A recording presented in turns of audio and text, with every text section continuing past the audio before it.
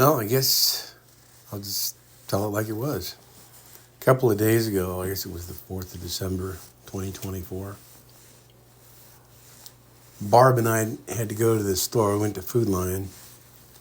As soon as we got in the store, Barb wanted to split off and go to the other end of the store to use the restroom. So I made my way over to Produce and was, picking up a few things on the list. There was an elderly lady, I'm guessing early to mid 80s, taking her time, picking through things. I went around, got some things, and then I found my way over by the potatoes and the onions. And she was there as well.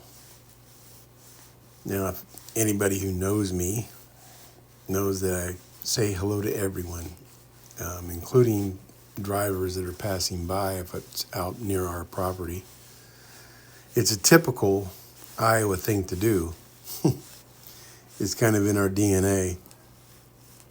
I was raised that way, and if you ever spend time in the Midwest, whether it be Iowa, Nebraska, South Dakota, wherever, southern Minnesota, you'll see the same thing. Just people being friendly, reaching out. We're also known, especially my dad. I learned a lot of that from my dad. He's one of those guys that didn't know a stranger, You'd look in the eye and, smile at you, and before you know it, he's got a friend and he's telling a joke or two that, that just would pass the time. That was an everyday occurrence when I was growing up, all the way up until the time I left for the military. So back to the story. I'm getting ready to pick up some of my forbidden fruits, which are potatoes in my house because I have diabetes, and since Barb wasn't around, I was taking advantage of the opportunity. And I looked over at the lady who was minding her own business and waited until she caught my eye, and I smiled and said, good morning. And she looked a little shocked, and I thought, uh-oh. Hope I didn't scare her. And she looked back and she says, well, good morning to you.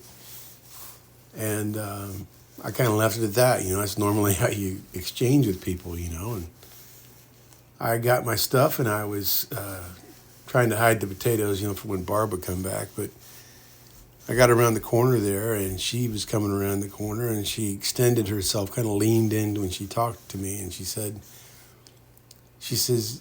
I just have to say thank you.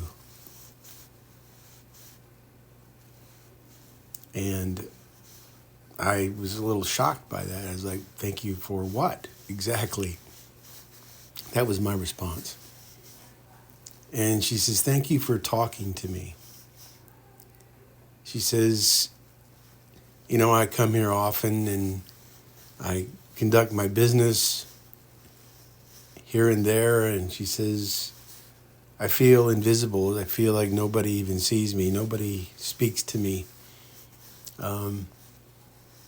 She says, especially gentlemen. And I thought, wow, that's really sad to hear that out loud. She says, my husband is deaf and he has dementia.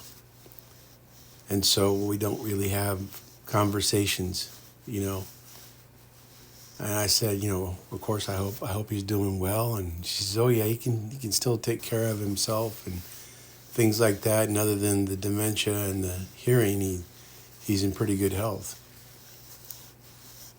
And so, my brain is like stirring and my heart is swelling, and I didn't know what to say, except I thought to myself, take the time, and just carry a conversation. And I did as much as I could up to that point. I didn't want to make her feel uncomfortable, but at the same time, I just wanted that conversation to be a good part of her day.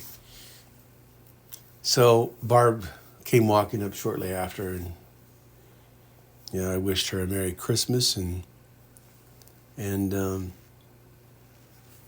told her that I hope that I get to see her again, at the store when we come in. I'll be looking for her. She said her name is Carolyn, and I gave her my name, and that was that. And afterwards, I thought to myself, and I shared that with Barb, and I thought to myself, there are so many people out there in this world that are just so lonely for many, many different reasons. I mean, this woman can obviously drive to the store and go out and see people, and